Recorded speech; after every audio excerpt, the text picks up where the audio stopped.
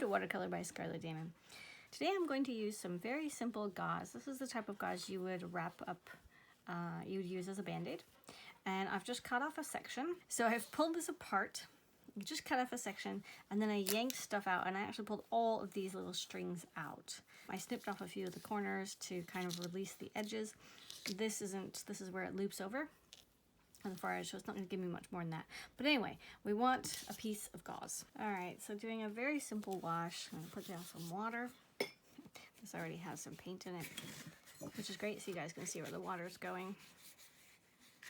Just want to put some water in, and then I'm going to drop some color into that. Okay. Now you can do this with a lot of different things, and I'm curious the things that you guys have used. I have a whole lineup of different textures that I'm going to share with you, here and there over the next month or so.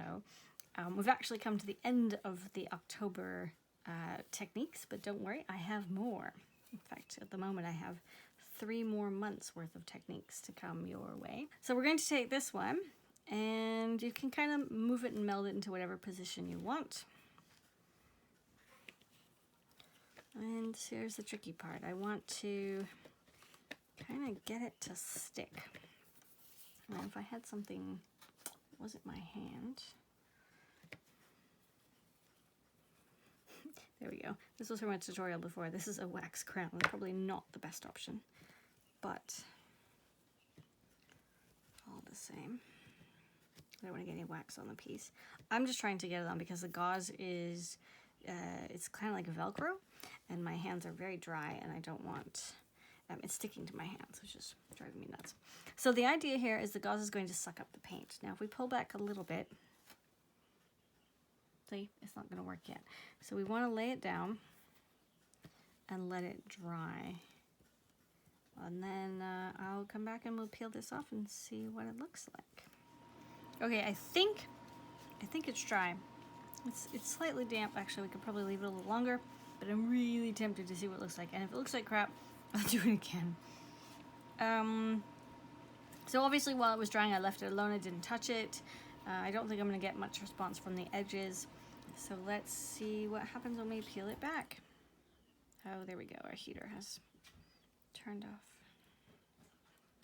Ooh, pretty cool. I can think of many different ways of using this. For example, in a feather, that would be really interesting. And somebody was telling me that they were painting an owl, and they're doing lots of dots. It feels like pointillism, which is really neat, and I would really love to see that picture. But this would also make a really neat breast, and you can form it. See how there's these forms?